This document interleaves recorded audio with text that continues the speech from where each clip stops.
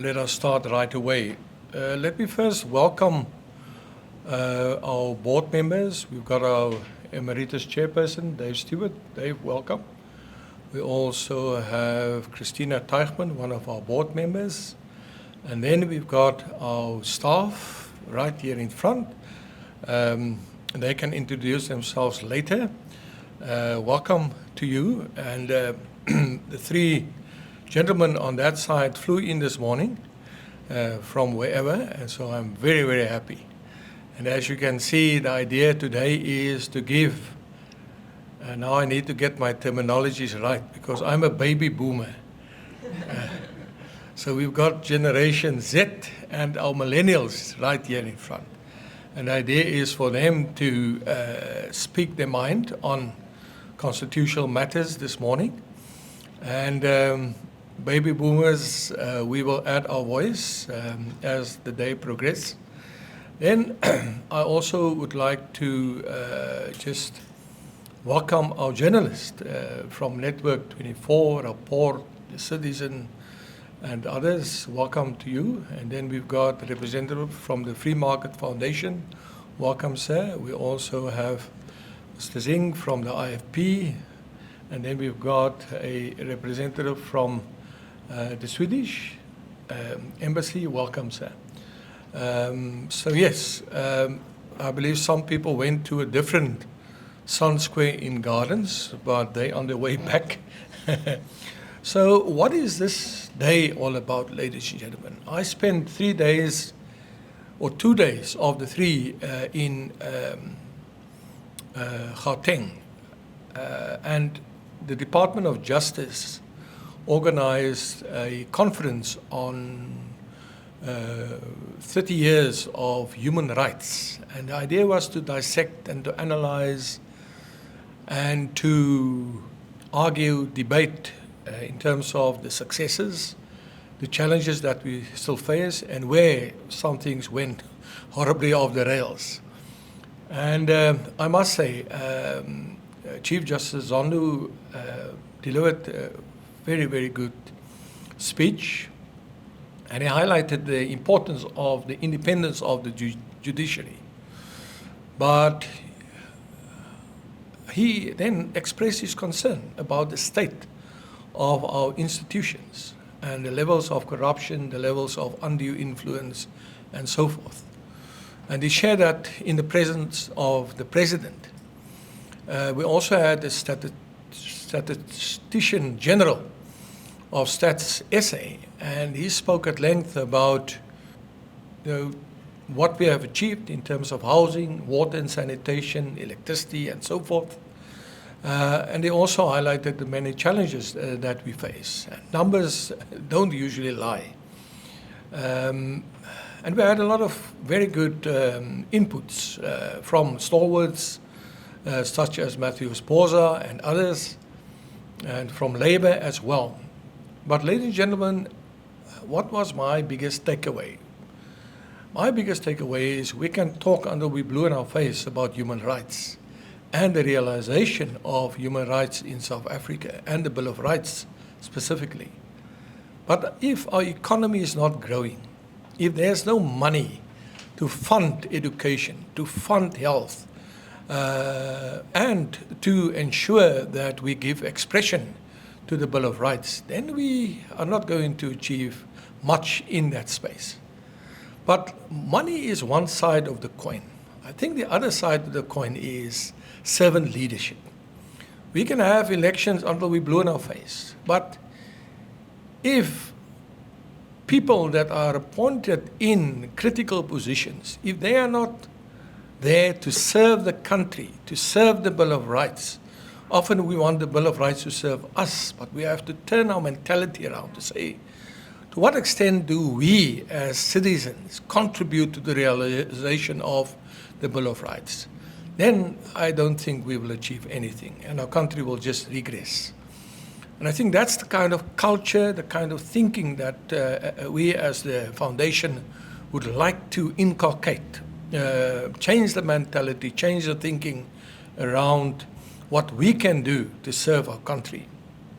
I spent 20 years in education on the Cape Flats, And the day when I arrived at the school, it looked like any other school on the Cape Flats, dilapidated, dirty, and people very much impoverished. And you know, since that first day I walked in there, I decided to change things. Started to clean the bathrooms, clean the classrooms, painted the classrooms, planted beautiful trees, fixed the sports fields, brought in computers, and just to make education something that kids can aspire to, because many of them come from very impoverished households. And the school is their only hope and the place where they can get something to eat, where they can get some love and some protection. And we allow our schools to also look like the community where these kids come from, then what are we busy with? And that is the purpose of today, you know, and that's why we have young people here to set the example, to bring about the aspiration and the inspiration for other young people to take great ownership of our Bill of Rights and then turn it around and say, but what can we do as young people to change things for the better? So Daniela has given me some notes here, and I'm not going to spend too much on this, but it's no use that we brag about the Constitution. You know, it's regarded as progressive globally, and it is internationally acclaimed, but our Constitution must become a reality for all of our people. So at this point, we have decided to assess the degree to which rights and freedoms in the Bill of Rights are being enjoyed in practice. And the report is then known as the Human Rights Report Card. And we consider the following: to what extent is government meeting its obligation in terms of Section 7 of the Constitution to respect, promote, and fulfill the rights in the Bill of Rights? And how does the foundational values in Section 1 of the Constitution, to what extent is that being respected? Specifically, the rule of law and the supremacy of the Constitution, on which all the rights in the Bill of Rights ultimately depended. And the litmus test is based on three fundamental cornerstones. One, dignity. Second one, equality. And the third one, freedom. And if government, or even us as public sector and private sector, if we impede in any way on those rights, then we compromise the Constitution. So, ladies and gentlemen, I'm going to ask my colleague, Daniela, who's also the program manager for constitutional rights, just to give you the rundown in terms of how does the Human Rights Report Card work and so forth. Daniela, over to you, and best of luck to the young people over there. Right, one day you will look like me, but don't despair.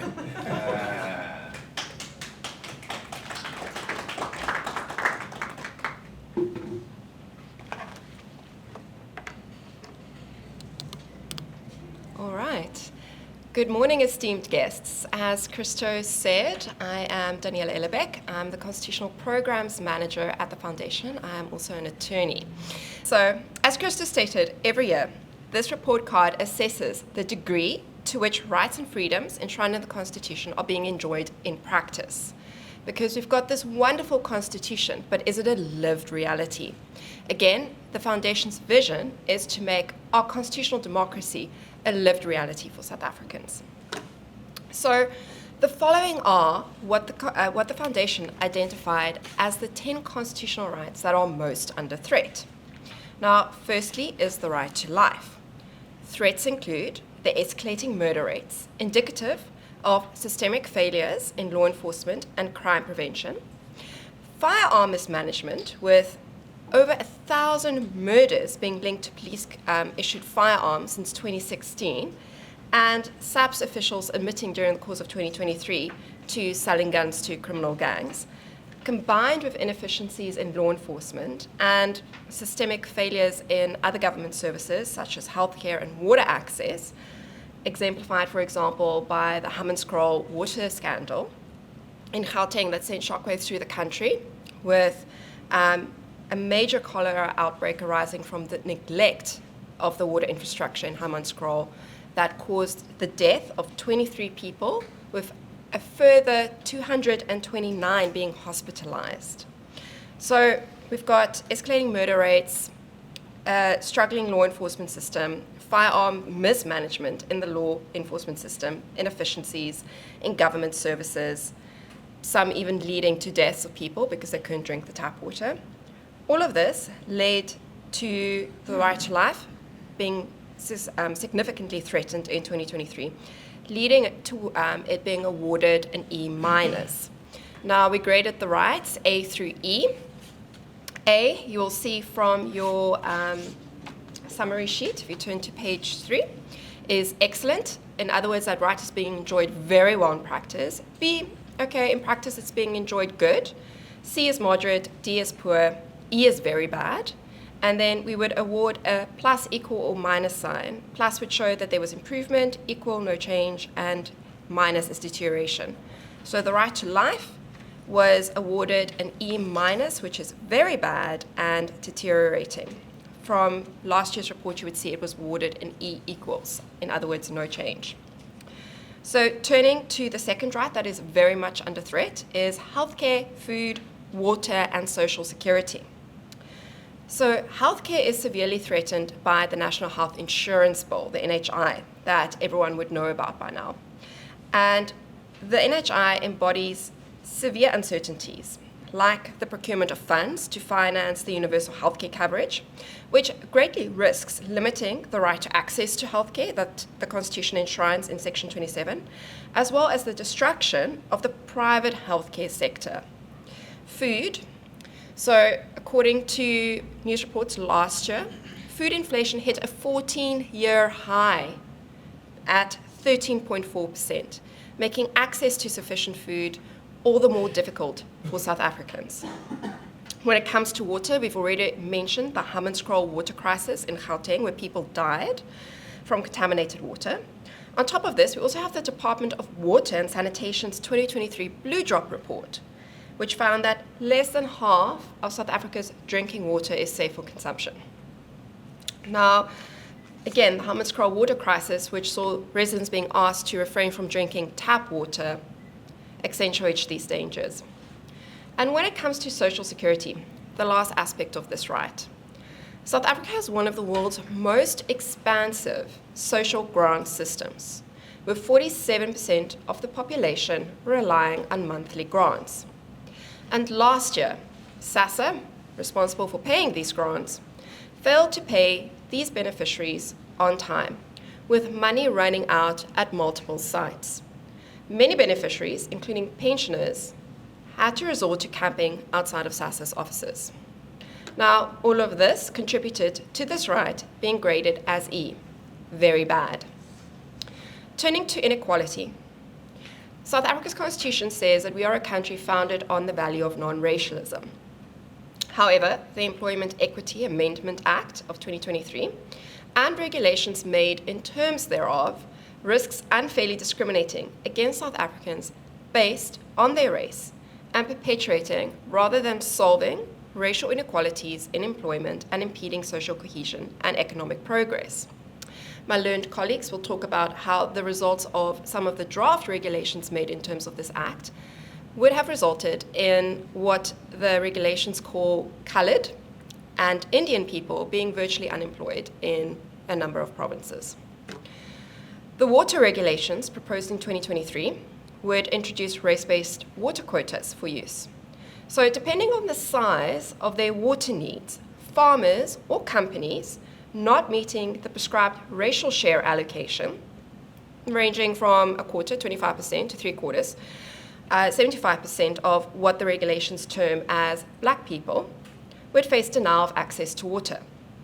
So farmers, regardless of their contribution to food production, may face water restrictions based on their race, potentially leading to food insecurity in a country already struggling to meet the basic right of access to sufficient food. Now, these regulations would also lead to widespread job losses in the agricultural sector as well as the mining sector. So all of this led to the right to equality and its enjoyment as a lived reality, remaining being graded as E-, very bad with deterioration. Turning to property rights, the expropriation bill, which many of you will know, was passed last night by Parliament's second house and sent to the first house for concurrence, attempts to allow for expropriation without compensation. In other words, the government can take private property without paying any money for it. Now, this will undermine the right to property and threaten citizens' economic stability, disencourage investment in the already struggling South African economy, and undermine confidence in the rule of law, as the Constitution was expressly not amended to allow for expropriation without compensation. So all of this saw the right to property being awarded a D grade, in other words, poor. Turning educational concerns, as pointed out by my Executive Director, Christo, education is a primary concern for South Africans and for many the only hope of improving their lives. Yet, the Basic Education Laws Amendment Bill endangers constitutional rights by centralizing control over education with the government and disempowering school governing bodies. Now, as many of you who are parents will know, school governing bodies are made up of parents in that school. The majority of members on SGBs are parents. So basically what this bill wishes to do is take away power from the parents to decide which policies are in the best interest of their children in that school and how to run that school and centralize it with the government. Budget cuts have exacerbated the situation in the education sector, and this will be covered more in depth by my learned colleagues. I do wish to point out that in 2022 already, over 80% of schools were dysfunctional. Now, this all saw the right being graded as very bad with deterioration. Turning to privacy concerns, the General Intelligence Laws Amendment Bill has provisions for mandatory security vetting and security clearance certificates by the State Intelligence Agency.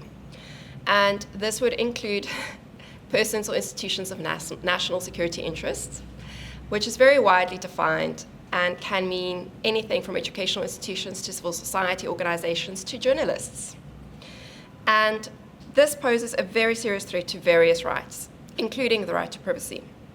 Now, the introduction of this bill in Parliament in 2023 saw this right being downgraded 1 degree to moderate, in other words, C.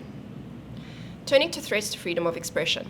Freedom of expression is the cornerstone of a democracy, and it is needed for a democracy to thrive.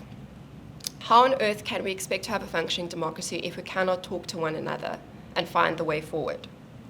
Well, the hate speech bill's broad criminalization of expressions that are arguably constitutionally protected speech will be discussed more in depth by my learned colleague, Siyakudumisa. And this criminalization of constitutionally protected speech undermines freedom of expression and inhibits open dialogue, something that is essential for our democracy to continue functioning. Now, this bill was passed by both houses of Parliament in 2023 and is currently in front of the President to be signed into law. If you are found guilty of speech that this bill sees as hate speech, bearing in mind this is defined very broadly and some would say even uncertainly in the bill because hate is even undefined, you may face up to 5 years in jail. So all of this saw the right to freedom of expression being downgraded 1 degree.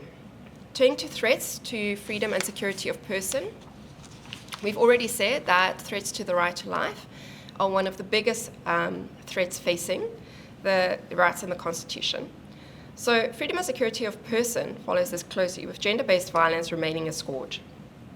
And domestic violence rates remain alarmingly high, threatening the security and well-being of citizens, especially the vulnerable, women and children. Furthermore, police inefficiencies and allegations of torture squads within the South African National Defence Force and cases revealing severe abuse, even torture within prisons, highlight systemic failures.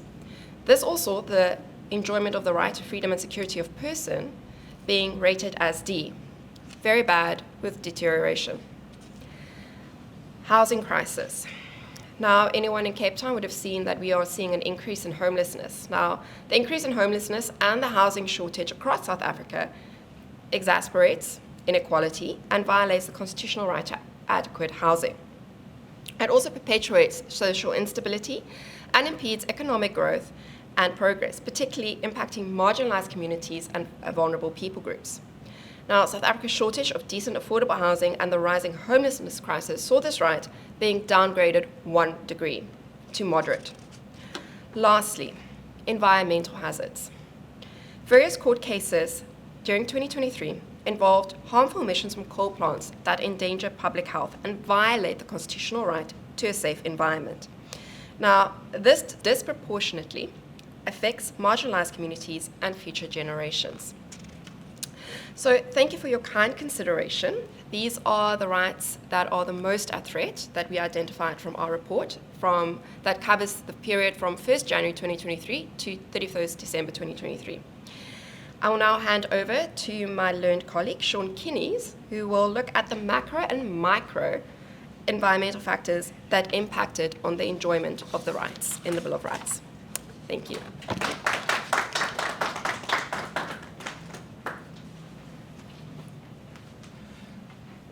Okay, sure. Hi, good morning, everyone. I know that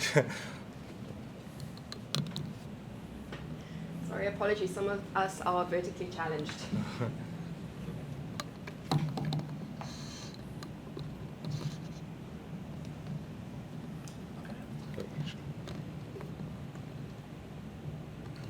Thanks.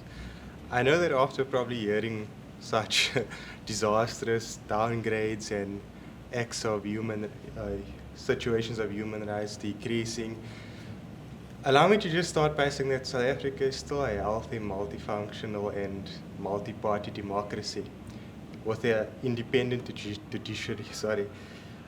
But along with this came with macro and micro issues that the country had to face, which undermined key rights such as dignity, environment, economic rights, as well as the rights to personal freedoms and protection. So, with the outbreak of the Russia-Ukraine war, as well as the Israel-Palestine conflict, that brought about large macroeconomic shocks to food insecurity, for one. Africa was vastly affected by shocks in commodity prices, a decrease in wheat output, as well as grain. South Africa was not immune to this. This caused shocks and drastic price increases in oil, bread, wheat, in a lot of cereal products that we consume. This was one of the biggest threats as a macro issue to food insecurity in the country that has direct consequences on dignity as well as food security. Macro issues such as load shedding just add fuel to the fire. This has resulted in a down in production of food, as food output and production, especially relating to wheat, as well as egg products. Allow me to say that also we stay in an exceptionally disruptive era, and disruption needs planning. Have we planned for this? Macro issues, micro issues? Only one could only help but wonder. We know that with one of the basic cornerstones of democracy, and words of Aristotle, that a state should ultimately be judged upon its ability to provide for the most vulnerable citizens. How well are we doing in providing for our most vulnerable, with budget cuts to key sectors such as policing, food, as well as education? That's one of the things we grappled with when writing this report. It seemed daunting, but a step in the right and the wrong direction. One can then say that with the police only solving 12.3% of crimes in this country, specifically murder, what does that help in getting the average South African citizen feeling safe in their homes or going to the corner shop? So, the police has a mandate to protect, prevent, and investigate all crimes against persons and property. This has come under attack. Why? Is our ministers, where are they? Zama's running the streets, criminal gangs in the Western Cape that are being supplied by the police with illicit firearms. So the world is changing and it is disruptive. We have not planned for this disruption. Another thing, just to go back to one of the cornerstone understandings of a political society, is that the state should execute its mandates through institutionalism. How well do our institutions function? Are they able to deliver on their mandate? I doubt this for many institutions. National Treasury itself is one of the most effective institutions, achieving about 80% of its mandate, with the police, as I just referred to, only solving 12.3% of murders. So there's a large discrepancy between this. So we as South Africans live in a country where we should have agency to make informed decisions about our lives and how we choose to live it, so that we may translate that agency into influence, in a sense that we as the youth, and women in particular, must be at the table. But this is not the reality, as the median age of a politician in South Africa is 60, but the youth age in South Africa is around 19 to 24. The youth aren't at the table. Do we have agency? How can we have agency in a time when food security has experienced skyrocketing prices, and a country where the basic food basket in 2023 cost around between 3,800 and 4,200 rand? And this in a country where 17 million people are dependent on social grants, where they get amounts between 550 rand and 1,900 rand. It clearly shows that the consumer has been battened and bruised by both these macro and micro issues that our country has failed to plan for. So are we at the table or just on the menu as South Africans, as young people and as women in particular? Thank you.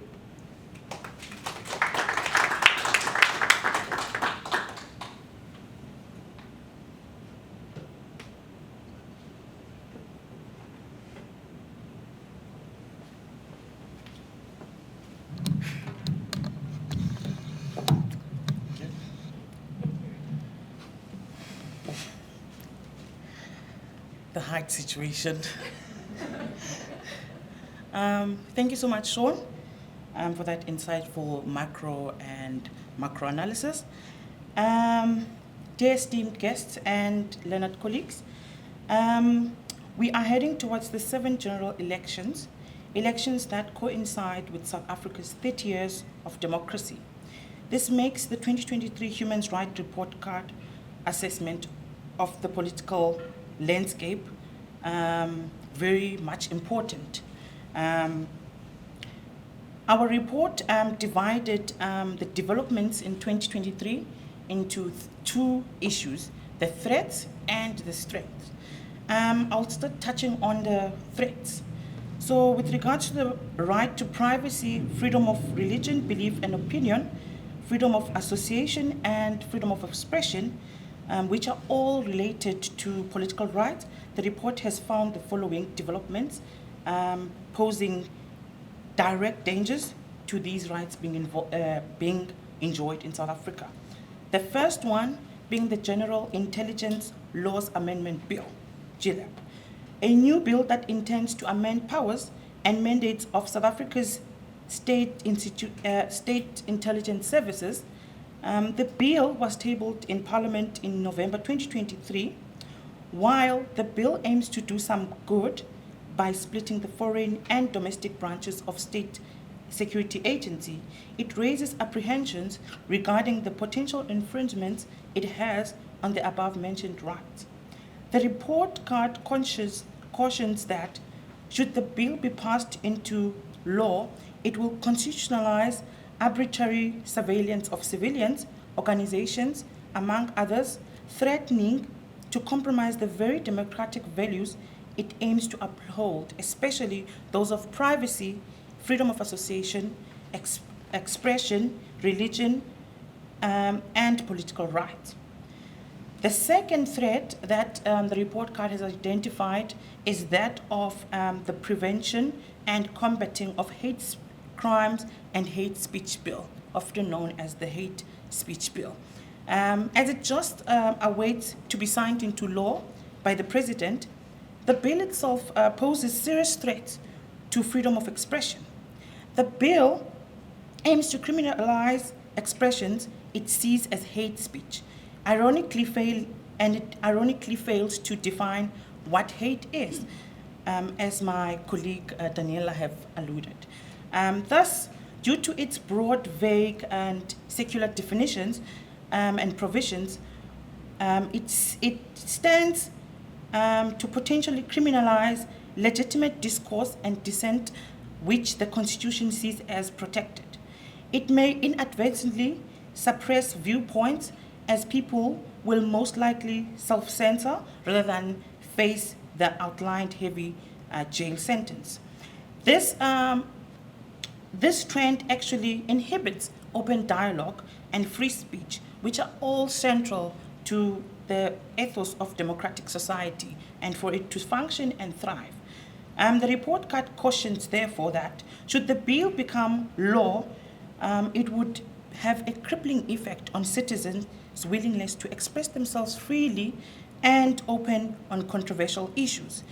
The second issue, which is that it found, revolves around the mere fact that it protects for journalists, academics, artists, and religious freedoms, offering little real protection for speech explicitly protected in the Constitution.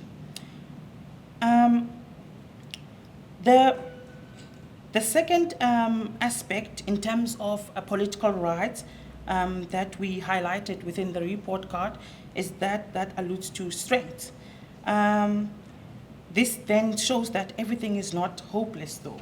The report card finds that 2023 came with some developments that are strengthening political rights, specifically Section 19 and the freedom of trade, occupation, and profession, which is Section 22.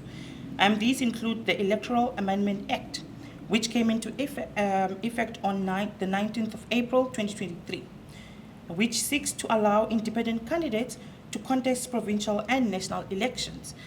As per President's remarks, the Act reflects a significant milestone in the evolution of South Africa's democracy. These developments are not only strengthening political rights or the right to equality, but they are timely considering the upcoming elections. In spite of these developments, the report card finds that the country is still battling on methods that would strike a balance between electoral regulation and the preservation of political rights.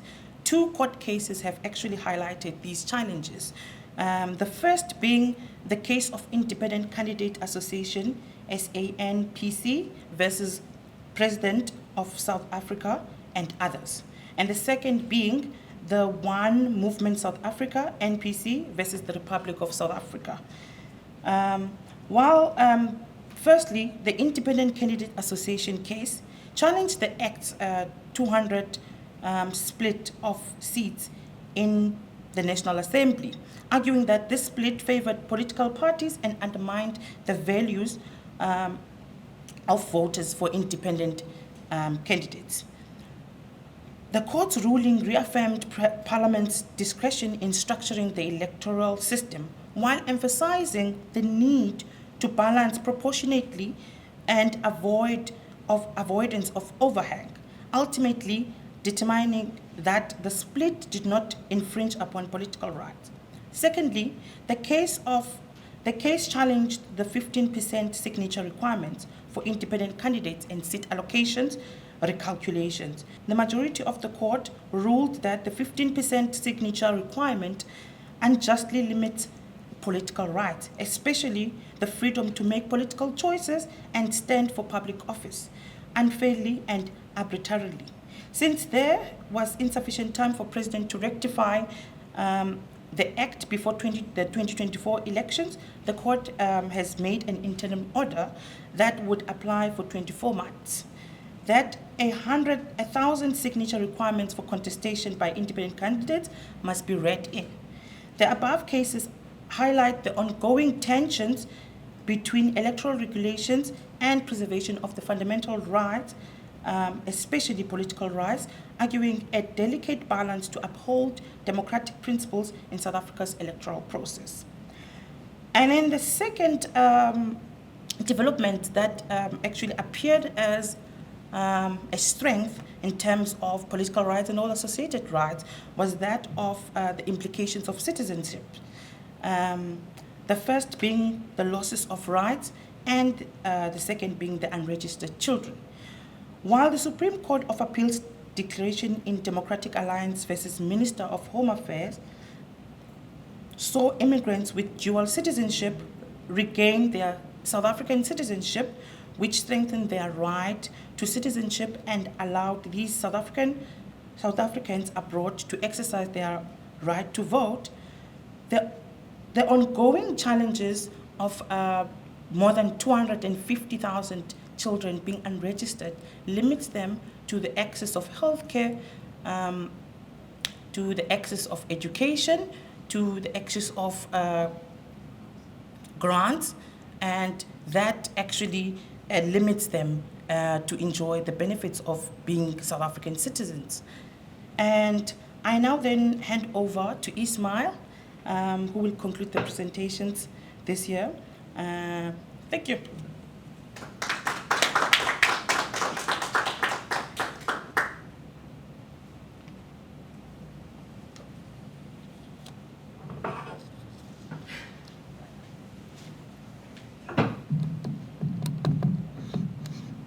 Thank you. Well, my name is Ismail Joosub, Legal Officer of Constitutional Programs, and I'm here to bring heightened awareness to the human rights concerns that we have. So, ladies and gentlemen, good morning. As we conclude the unveiling of the Human Rights Report Card 2023, we take a look at its dashboard. Its dashboard there in front of you, which is an overview of the health of each right and how these rights have changed since last year. So let us delve now into the specifics of the dashboard, analyzing each right graded in the report card and the specific developments that have led to these gradings. Now, equality, Section 9, still remains a significant challenge in South Africa, graded at E-. That means that it is graded as very bad. Now, despite efforts to address systemic inequalities, persistent disparities still exist.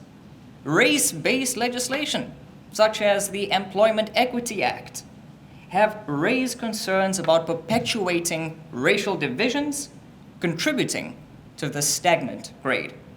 Income inequality, reflected in our Gini coefficient of 0.67, underscores the urgency of substantive equality. Unemployment rates among different racial groups further emphasize the need for comprehensive reforms to achieving substantive equality. Our education, Section 29, has also faced profound challenges, with a grade remaining at E-, also very bad. Budget cuts, as mentioned by my colleague Daniela, budget cuts for the first time during a financial year, and systemic challenges such as contentious legislation like the Basic Education Laws Amendment Bill, which continues to threaten language and cultural freedoms, and unequal language access. These have exacerbated these disparities, leaving many children without access to quality education. Gender inequalities still persist, with women being underrepresented in decision-making roles and men dominating managerial positions, hindering progress towards gender equality. Instances of violence and discrimination in educational settings demand urgent action to ensure equal access to quality education for all citizens. Now, turning our attention to human dignity, Section 10 of our Constitution. Sadly, we witness a decline from a grading of C- to D in 2023. As highlighted by my colleague Shaun, escalating crime rates and socioeconomic challenges pose grave threats to the human dignity of all South Africans. For instance, the annual murder rate of 20,883 murders from January through to December have exacerbated this. Since 2016, 1,066 murders linked to police-issued firearms underscore the systemic failures of law enforcement. And along with other crime statistics, like attempted murder and assault, extreme poverty, inequality, and a staggeringly high unemployment rate of 35.3%, contributed to the erosion of human dignity, really exemplifying the grim reality many citizens face. Just to give you an idea of some of the stats that we picked up in changes during the year 2023, the change in the number of murder victims rose by 1.6%. The change in the number of attempted murder victims rose by 40.6%. The change in the number of assault GBH victims rose by 16.7%. And the number of learner-on-learner rapes in schools rose by an overall figure of 152.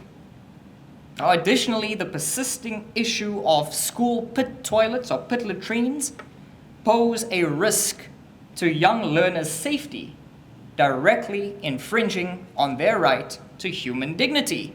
Now, despite 20 billion rand spent over 13 years to eradicate these pit toilets, still over 66,000 school children in Limpopo rely on them.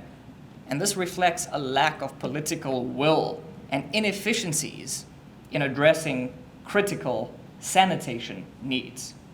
The right to freedom and security of the person, Section 12 of the Constitution, persistent crime rates, as I've mentioned, and allegations of police inefficiency have led to a severe deterioration of this right, reflected in its D-, very poor grading, instances of gender-based violence, and reports of torture in prisons, including allegations of torture squads operating within the South African National Defence Force. These further underscore systemic failures threatening the safety and security of all South Africans. These allegations, if proven true, not only violate domestic law and international covenants, but also undermine public trust in state institutions. The right to privacy has regrettably declined from a B- to C in 2023 due to concerns over intrusive surveillance and the proposed General Intelligence Laws Amendment Bill. Now, similarly, the rights to the freedom of religion, belief, and opinion, Section 15 of our Constitution, and freedom of expression, Section 16, have both deteriorated from B- to C, because proposed legislation, such as the hate speech bill, threatens to stifle legitimate discourse and dissent, undermining the vibrant exchange of ideas so essential for a robust democracy. And despite improvements in political rights, Section 19 of the Constitution, they still remain a work in progress, requiring continued vigilance to safeguard our democratic principles, especially now in the upcoming 2024 elections. Independent candidates and recent rulings from the Constitutional Court have added a layer of complexity to the political landscape, emphasizing the need for robust protection of political rights. Regrettably, the right to property, Section 25 of the Constitution, has deteriorated to D in 2023, raising concerns over proposed legislation that would legalize, as my colleague Daniela has said, that would legalize expropriation without compensation, and its potential impact on property rights and economic stability. And similarly, the right to housing, Section 26 of the Constitution, has deteriorated, underscoring the urgent need for effective measures to address homelessness and housing shortages. But if we look at the realm of healthcare, food, water, and social security, section 27, a downgrade from D- to E there reflects persistent challenges in the public health sector, demanding urgent action to ensure access to essential services. But sadly, the right to children, section 28 of the Constitution, highlighted ongoing challenges in protecting the rights and the welfare of children, particularly in the face of escalating crime rates and socioeconomic disparities. Now, despite the constitutional guarantee of a child's right to a name, nationality, and protection from maltreatment, abuse, or neglect, many children still remain undocumented due to bureaucratic hurdles.